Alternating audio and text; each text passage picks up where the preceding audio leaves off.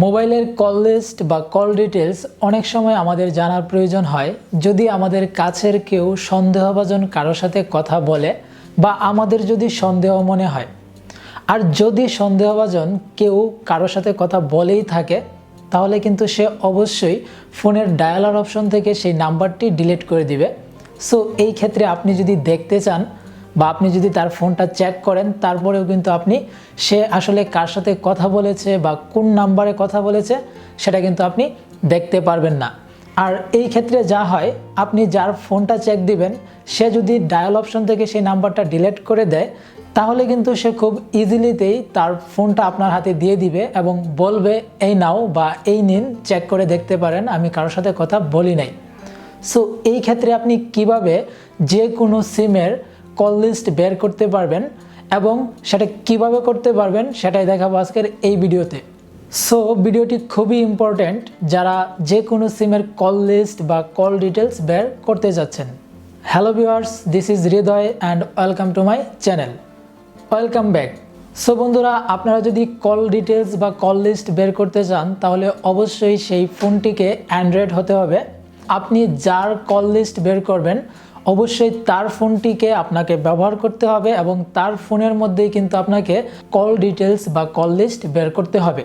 কিভাবে করতে হবে এবং আপনি এইখানে আসলে সে কার সাথে কথা বলেছে, কোন নাম্বারে কথা বলেছে, কতক্ষণ কথা বলেছে এবং সেই ডেটটা পর্যন্ত আপনি দেখে নিতে পারবেন।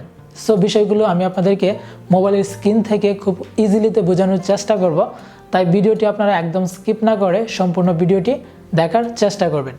ওকে, তো বন্ধুরা, আপনারা হয়তো অনেকেই ভিন্ন ভিন্ন অপারেটরের সিম ইউজ করে থাকেন। ফর এক্সাম্পল সেটা হতে পারে গ্রামীণ, বাংলালিংক, রবি বা এয়ারটেল। তো আমি যে দুইটি সিম আমার এই ফোনে ইউজ করে থাকি সেটা হচ্ছে গ্রামীণ এবং বাংলালিংক। তো আপনারা যে অপারেটর বা যে সিম ইউজ করবেন সেই সিমের কিন্তু অ্যাপ্লিকেশন রয়েছে এবং আপনি যখন গুগল প্লে স্টোরে গিয়ে সার্চ করবেন তখন কিন্তু আপনি সেই অ্যাপসগুলো পেয়ে যাবেন। সো এখানে মাই জিপি অ্যাপস লিখে সার্চ করার পর দেখতে পাচ্ছেন এখানে একটি মাই জিপি অ্যাপস রয়েছে এবং এইরকমভাবে কিন্তু আপনারা আরও এখানে অ্যাপস দেখতে পাচ্ছেন এখানে বাংলালিংক, রবি এবং এয়ারটেলের অ্যাপসগুলো রয়েছে। তো আপনারা যে অপারেটর ব্যবহার করবেন সেই অপারেটরের যে অ্যাপসগুলো রয়েছে সেই অ্যাপসগুলো আপনাদেরকে ডাউনলোড করতে হবে এবং ডাউনলোড করার পর আপনারা যে সিমের কল লিস্ট বের করবেন সেই সিমের অ্যাপসটি আপনাদেরকে ওপেন করতে হবে। তো প্রথমে আমরা এখান থেকে মাই বিএল বা বাংলালিংকের যে অ্যাপসটি রয়েছে সেই অ্যাপসটি ওপেন করব। ওকে, তো ওপেন করার পর আপনাকে কিন্তু অবশ্যই এই অ্যাপসটি লগ ইন করে নিতে হবে এবং লগ ইন করার জন্য কিন্তু আপনাদেরকে এই নাম্বারটি দিয়ে একটি অ্যাকাউন্ট ক্রিয়েট করতে হবে। সো এখানে অ্যাকাউন্ট ক্রিয়েট করা একদম ইজি।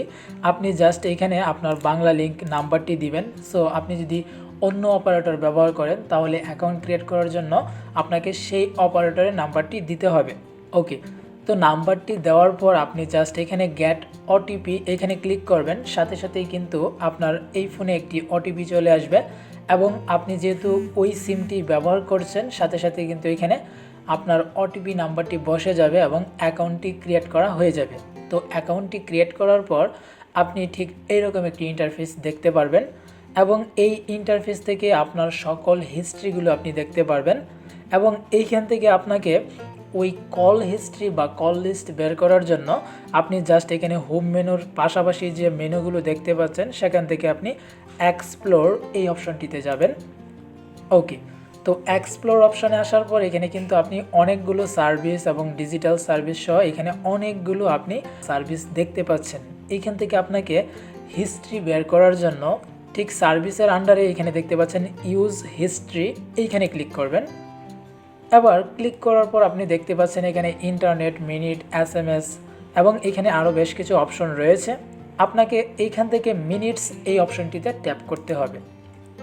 ট্যাপ করার পর দেখতে পাচ্ছেন এখানে আপনার কন্ট্রাক্ট লিস্টের একটি পারমিশন চাইবে এবং এইখান থেকে আপনাকে অ্যালাউ অপশনে ট্যাপ করতে হবে, অর্থাৎ আপনাকে কন্ট্রাক্ট লিস্টের পারমিশন দিতে হবে।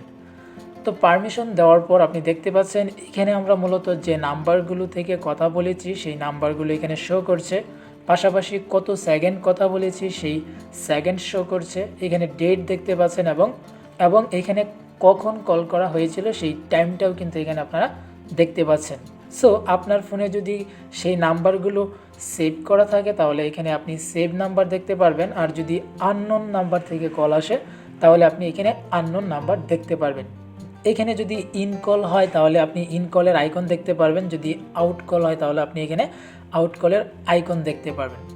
সো এইখানে যে আপনারা ডিটেলসটা দেখতে পাচ্ছেন কল লিস্টটা, সেটা যদি ফোনের এই ডায়াল অপশন থেকে যে কোনো কল করার পর যদি ডিলিট করেও দেয় তাহলেও কিন্তু আপনি এখান থেকে নাম্বারগুলো দেখতে পারবেন। সো দেখতে পাচ্ছেন এইখানে যে নাম্বারটা, এটা কিন্তু সর্বশেষ আমি কথা বলেছিলাম, এবং এইখান থেকে যদি আমি এই নাম্বারটি এখান থেকে ডিলিট করে দিই তাহলে দেখতে পাচ্ছেন আমার এই কল লিস্ট থেকে কিন্তু সেই নাম্বারটি কিন্তু সরে গেছে, বাট আমরা যে অ্যাপসের মধ্যে কল লিস্ট বের করেছি সেইখান থেকে কিন্তু নাম্বারটা যাবে না। দেখতে পাচ্ছেন এখানে নাম্বারটা রয়েছে, এবং আমি এখান থেকে ব্যাকে আসব এবং আমি কিন্তু রিফ্রেশ করব অ্যাপসটি। সো এখানে কিন্তু আমরা রিফ্রেশ করে নিয়েছি। তো দেখতে পাচ্ছেন রিফ্রেশ করার পর এখন আমরা এখান থেকে হিস্ট্রিতে যাব, এবং এখান থেকে দেখতে পাচ্ছেন আমরা কিন্তু সেই নাম্বারটি এখানে দেখতে পাচ্ছি। সো এইখানে যদি আপনার কোনো নাম্বার ডায়াল অপশন থেকে ডিলিট করেও দেয় তারপরেও কিন্তু আপনি এই অ্যাপসের মাধ্যমে কল হিস্ট্রিগুলো চেক করতে পারবেন। তবে এইখানে আপনি লাস্ট 1 মাসের কল লিস্ট দেখতে পারবেন বা কল হিস্ট্রি দেখতে পারবেন। সো দেখতে পাচ্ছেন এখানে যতগুলো আমি কল করেছি 1 মাসে সবগুলোই কিন্তু এখানে শো করছে, পাশাপাশি এখানে কত সেকেন্ড কথা বলেছি এবং কত তারিখে কথা বলেছি সব কিছু কিন্তু এখানে দেখতে পাচ্ছেন। যদি নাম্বারটি সেভ করা থাকে তাহলে এখানে নাম শো করবে, আর যদি নাম্বারটি আননোন হয়ে থাকে তাহলে সেখানে সেই নাম্বারটি কিন্তু শো করবে। আমি আপনাদেরকে এখন জিপি নাম্বার থেকে দেখাচ্ছি, বা জিপি অ্যাপসের মাধ্যমে কিভাবে আপনারা জিপি সিমের কল লিস্ট বের করবেন সেটা দেখাচ্ছি। তো আপনারা জিপি অ্যাপসটি ওপেন করবেন। ওপেন করার পর কিন্তু আপনাদেরকে অবশ্যই এই মাই জিপি অ্যাপসের মধ্যেও কিন্তু একটি অ্যাকাউন্ট ক্রিয়েট করে নিতে হবে। আমি অলরেডি অ্যাকাউন্ট ক্রিয়েট করে নিয়েছি, দেখতে পাচ্ছেন এটা কিন্তু ওপেন হয়ে গেছে।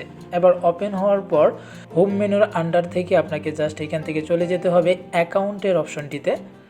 ওকে, তো অ্যাকাউন্টের অপশনে আসার পর এখানে অনেকগুলো অপশন দেখতে পাচ্ছেন, তা থেকে আপনাকে হিস্ট্রি এই অপশনে ট্যাপ করতে হবে।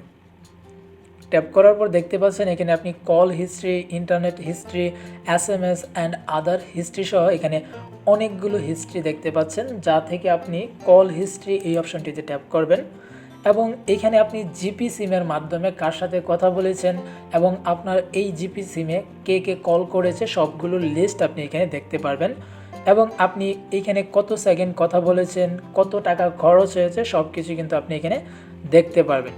সো দেখতে পাচ্ছেন এইখানে যে কল লিস্টগুলো সেগুলো কিন্তু আপনি চাইলে ফিল্টার করে নিতে পারেন, এবং ফিল্টার করার জন্য আপনি এখান থেকে যে ফিল্টারের আইকনটি রয়েছে সেখানে ট্যাপ করতে পারেন। ট্যাপ করার পর আপনি কত তারিখের লিস্ট দেখতে চাচ্ছেন আপনি এখান থেকে ফিল্টার করে নিতে পারেন।